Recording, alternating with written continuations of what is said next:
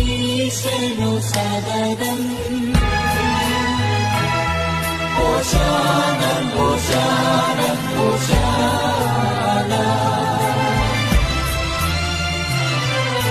പിതാവിനും പുത്രനും പരിശുദ്ധാത്മാവിനും സ്തുതി, ആദ്യം മുതൽ എന്നേക്കും ആമേൻ. കർത്താവിൽ ഏറ്റവും അനുഗ്രഹിക്കപ്പെട്ടവരെ, ഇന്ന് ഈ ഓശാന ഞായറാഴ്ച നമ്മൾ മനസ്സിലാക്കേണ്ട ഒരു ഏറ്റവും വലിയ സത്യമുണ്ട്. നമ്മുടെ കർത്താവായ യേശു മിശിഹ മാത്രമാണ് നമ്മുടെ യഥാർത്ഥ രാജാവും നമ്മുടെ രക്ഷകനും. പ്രിയമുള്ളവരെ, ഇന്നത്തെ ഒരു സുവിശേഷ ഭാഗം വിശുദ്ധ യോഹന്നാൻ എഴുതിയ സുവിശേഷം 12-ാം അധ്യായം 12 മുതൽ 19 വരെ തിരുവചനങ്ങൾ നമ്മൾ ഓർമ്മപ്പെടുത്തുന്ന ഒരു കാര്യമുണ്ട്. നിങ്ങൾക്ക് ഈ ലോകത്തിൽ ഒരു ഗുരുവും ഒരു നാഥനും ഒരു യജമാനൻ മാത്രം മതി. മറ്റ് അന്യദേവന്മാരുടെ പുറകെ നിങ്ങൾ പോകേണ്ട ആവശ്യമില്ല. നിങ്ങളുടെ ജീവിതത്തിൽ എല്ലാ കുറവിനെ പരിഹരിക്കാനുള്ള കഴിവ് ദൈവത്തിനുണ്ട്. നിങ്ങളുടെ ജീവിതത്തിലെ എല്ലാ തടസ്സത്തെ മാറ്റാനുള്ള കഴിവ് കർത്താവായ യേശു മിശിഹായ്ക്കുണ്ട്. നിങ്ങളുടെ ജീവിതത്തിൽ വർഷങ്ങളായിട്ട് കൂടിയിരിക്കുന്ന അന്ധകാരത്തെ എന്നേക്കുമായി എടുത്തു കളയാൻ വേണ്ടി കർത്താവായ യേശു മിശിഹായ്ക്ക് സാധിക്കും. പ്രിയമുള്ളവരെ, ഓരോ നൊയമ്പിൽ അല്ലെങ്കിൽ ഈ നൊയമ്പിൻ്റെ ഓരോ ഞായറാഴ്ച നമ്മൾ കണ്ടുമുട്ടിയ ഒരേ ഒരു കാര്യം, സുഖപ്പെടുത്തുന്നു, സൗഖ്യം നൽകുന്നു. എവിടെ നോക്കിയാലും കർത്താവ് കുഷ്ഠരോഗിയെ സുഖപ്പെടുത്തുന്നു, കൂനിയായ സ്ത്രീയെ സൗഖ്യപ്പെടുത്തുന്നു. അപ്പോൾ കർത്താവായ യേശു മിശിഹായ്ക്ക് നമ്മുടെ ജീവിതത്തിൽ ഏതവസ്ഥയിലും ഇറങ്ങി ചെന്നുകൊണ്ട് നമുക്ക് അനുഗ്രഹം തരാൻ കർത്താവായ യേശു മിശിഹായ്ക്ക് സാധിക്കും. പ്രിയമുള്ളവരെ, ഇന്നത്തെ 13-ാം അധ്യായത്തിൽ 13-ാം വാക്യത്തിൽ നമുക്ക് കാണാൻ പറ്റുന്ന ഒരു കാര്യം, ഈന്തുപനയുടെ കൈകൾ എടുത്തുകൊണ്ട് അവനെ എതിരേൽക്കാൻ പുറപ്പെട്ട് അവർ വിളിച്ചു പറഞ്ഞു, ഓസാന, കർത്താവിൻ്റെ നാമത്തിൽ വരുന്നവൻ ഇസ്രായേലിന്റെ രാജാവായവൻ വാഴ്ത്തപ്പെട്ടവനാകുന്നു. ഇസ്രായേലിന്റെ രാജാവാണെന്ന് പൂർണ്ണ വിശ്വാസമുള്ളതുകൊണ്ടാണ് ഒരുപാട് വ്യക്തികൾ കർത്താവായ യേശു മിശിഹായുടെ പുറകെ പോയി കർത്താവിന് ഓശാന ഓശാന എന്ന് പാടി പുകഴ്ത്തിയത്. പ്രിയമുള്ളവരെ, നമുക്ക് മനസ്സിലാക്കണം, കർത്താവായ യേശു മിശിഹ നിങ്ങളുടെ നാഥനാണ്, നിങ്ങളുടെ ഗുരുവാണ്. ഈ ഓശാന പാടി കർത്താവായ യേശു മിശിഹയുടെ പുറകെ നിങ്ങൾ പോകുമ്പോൾ നിങ്ങൾക്ക് മനസ്സിലാകണം, നിങ്ങളുടെ ജീവിതത്തിൽ എത്ര വലിയ അനുഗ്രഹമാണ് കർത്താവായ യേശു മിശിഹ നിങ്ങളുടെ അടുത്തേക്ക് ഇറങ്ങി വരുന്നു. പ്രിയമുള്ളവരെ, നമുക്ക് മനസ്സിലാക്കണം, കർത്താവായ യേശു മിശിഹ ഒരുപാട് അനുഗ്രഹങ്ങളാണ് നമുക്ക് നൽകുന്നത്. ഓരോ ദിവസം ഞാൻ മുമ്പോട്ട് ജീവിക്കുമ്പോൾ ഞാൻ അനുഗ്രഹത്തിൽ ജീവിക്കുന്നു. ഓരോ ദിവസം ഞാൻ കർത്താവിൻ്റെ സന്നിധിയിൽ ജീവിക്കുമ്പോൾ ഞാൻ കൃപയിൽ ജീവിക്കുന്നു. പ്രിയമുള്ളവരെ, നമ്മുടെ ജീവിതത്തിൽ ഈ നാഥനെ സ്വീകരിക്കാൻ വേണ്ടി നമ്മൾ നമ്മളെ തന്നെ ഒരുക്കണം. പ്രാർത്ഥനയിൽ നമ്മൾ കർത്താവായ യേശു മിശിഹായോടൊപ്പം ആയിരിക്കണം.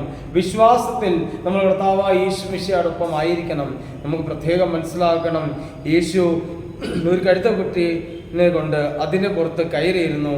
സിയോൻ പുത്രി, ഭയപ്പെടണ്ട, ഇതാ നിന്റെ രാജാവ് കഴുത്ത കുട്ടിയുടെ പുറത്ത് എഴുന്നള്ളുന്നു. ഒന്ന് ഓർത്ത് നോക്കിക്കേ, സിയോനിലെ പുത്രിമാരെ, നിങ്ങൾ ഒന്നിനെ കുറിച്ച് ഭയപ്പെടണ്ട. നിങ്ങളുടെ കർത്താവായ യേശു മിശിഹ, നിങ്ങളുടെ നാഥനും നിങ്ങളുടെ ഗുരുവായ യേശു മിശിഹ നിങ്ങളിലേക്ക് ഇറങ്ങി വരുന്നു. പ്രിയമുള്ളവരെ, ഇതിലേറ്റവും ഒരു സന്തോഷമായ കാര്യമല്ലേ, കർത്താവായ യേശു മിശിഹ നേരിട്ട് നമ്മുടെ അടുത്തേക്ക് ഇറങ്ങി വരുന്നു.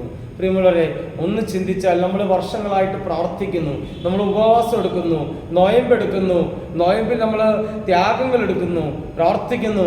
ചില വ്യക്തികൾ നൊയമ്പിൽ ഒരുപാട് ത്യാഗം എടുത്തു, ഞാൻ ഇത് ചെയ്യില്ല, അങ്ങനെ ചെയ്യില്ല, എല്ലാം ഒരുപാട് ത്യാഗം എടുത്തെടുത്തും ഇന്ന് ത്യാഗത്തിൻ്റെ ഫലമാണ് നമ്മുടെ മുമ്പിൽ. സിയോൻ പുത്രി, നീ ഇനി ഭയപ്പെടണ്ട. നിന്റെ കണ്ണുനീര്, നിന്റെ പ്രാർത്ഥന സർവശക്തനായ ദൈവത്തിൻ്റെ മുമ്പിൽ എത്തിയിരിക്കുന്നു. നീ ഇനിയും പ്രാർത്ഥനയിൽ ദൈവത്തെ കണ്ടുമുട്ടണം, ദൈവമായി ഇരിക്കണം, ദൈവത്തിൻ്റെ വചനത്തോട് നീ ചേർന്നിരിക്കണം. പ്രിയമുള്ളവരെ, ലോകരക്ഷകനായ രാജാതിരാജനായ യേശു ഒരു പക്ഷേ നമുക്ക് കാണാം വലിയ വാഹനങ്ങളോ അല്ലെങ്കിൽ വലിയ ഒരു മൃഗത്തെ, അല്ലെ സമൂഹത്തിൽ ഏറ്റവും അറിയപ്പെടുന്ന സിംഹത്തെയോ അങ്ങനെ ഏതിലൊരു മൃഗത്തെ സ്വീകരിക്കാമായിരുന്നു. പക്ഷേ കർത്താവിനെ ഏറ്റവും വിനയത്തോടും എളിമയോടെ തൻ്റെ ജീവിതം നമ്മുടെ മുമ്പിൽ തുറന്നു വെക്കണം. അതുകൊണ്ട് കഴുതയെ മാത്രം ഏറ്റെടുത്തു.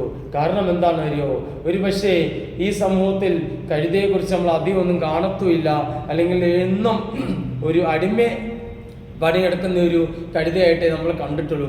കഴുത എന്നൊരു മൃഗം മനുഷ്യൻ്റെ അടിമയാണ് എന്ന് മാത്രമേ നമ്മൾ കണ്ടിട്ടുള്ളൂ. എന്നിട്ട് ആ അടിമയെ തന്നെ, മനുഷ്യൻ്റെ അടിമയായിരിക്കുന്ന കഴുതയെ തന്നെയാണ് കർത്താവായ യേശു മിശിഹ തൻ്റെ വാഹനമാക്കി സ്വീകരിച്ചുകൊണ്ട് നമ്മുടെ ഇടയിലേക്ക് കടന്നു വന്നത്. അപ്പോൾ രണ്ടാമത്തെ കാര്യം, ആദ്യം നമ്മൾ ചിന്തിക്കണം, നമുക്ക് ഈ ലോകത്തിൽ കർത്താവായ യേശു മിശിഹ മാത്രമുള്ളൂ. ഏക ഗുരുവും ഏകനാഥനും രക്ഷകനായ യേശു മാത്രം. അത് കർത്താവായ യേശു മിശിഹയാണ് എൻ്റെ രാജാവ്, എൻ്റെ ഗുരു, എൻ്റെ നാഥൻ, എൻ്റെ ജീവിതത്തിൻ്റെ പ്രാണൻ, എൻ്റെ ജീവിതത്തിൻ്റെ എല്ലാമായ കർത്താവ് മാത്രമേ ഉള്ളൂ. ഇതേ കർത്താവ് രണ്ടാമത്തെ കാര്യം നമ്മളെ പഠിപ്പിക്കുന്നു, അത് മറ്റേതൊന്നുമല്ല. നിന്റെ ജീവിതത്തിൽ നീ എത്രത്തോളം താഴ്ത്തപ്പെടും, സ്വർഗത്തിൽ നീ അത്രത്തോളം ഉയർത്തപ്പെടും. കർത്താവായ യേശു മിശിഹയ്ക്കെതിരെ സംസാരിച്ച എല്ലാ വ്യക്തികളോടും കർത്താവായ യേശു മിശിഹ കൃത്യസമയം മറുപടി നൽകിയിട്ടുണ്ടെങ്കിലും അത് വളരെ വിനയത്തോടായിരുന്നു. എന്തിനാണ് നിങ്ങളുടെ മനസ്സിൽ നിങ്ങളിത് പറയുന്നത്? നമുക്ക് കണ്ടില്ലേ, നമ്മൾ കൃത്യമായിട്ട് വചനത്തിൽ കാണാം.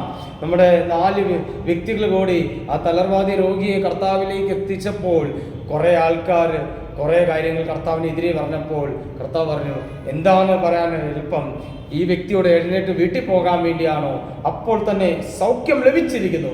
അപ്പോൾ നമ്മൾക്കും നമ്മുടെ ജീവിതത്തിൽ നമുക്കെതിരെ പ്രവർത്തിക്കുന്ന അനേകം വ്യക്തികളുണ്ടാവും.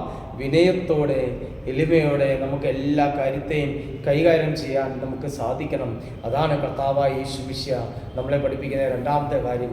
പ്രിയമുള്ളവരെ, മൂന്നാമത്തെ കാര്യം നമുക്ക് കൃത്യമായിട്ട് മനസ്സിലാക്കണം. അത് മറ്റൊന്നുമല്ല, ലോകം മുഴുവനും അവൻ്റെ പുറകെ പോയി കഴിഞ്ഞു. സത്യം എവിടെ ഉണ്ടോ അവിടെ ദൈവമുണ്ട്. പ്രിയമുള്ളവരെ, ഒരു പക്ഷേ കർത്താവായ യേശു മിശിഹായെ രാജാവാക്കി വാഴിക്കാനുള്ള ഒരു കാരണം ഇന്നലെ നമ്മൾ കണ്ടൊരു സുവിശേഷ ഭാഗമായിരിക്കും. ലാസറിനെ മരിച്ച അവസ്ഥയിൽ നിന്നും നിത്യജീവനിലേക്ക് കർത്താവ് പ്രവേശിപ്പിച്ചു. അപ്പോൾ നമ്മുടെ കർത്താവായ യേശു മിശിഹായ്ക്ക് അസാധ്യമായ ഈ ലോകത്തിൽ ഒന്നുമില്ല.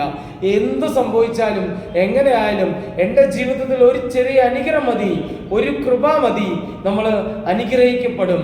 നമ്മളൊരു പാട്ട് കേട്ടില്ലേ, ഒരു വാക്ക് മതിയേ, അത് മാത്രം മതി.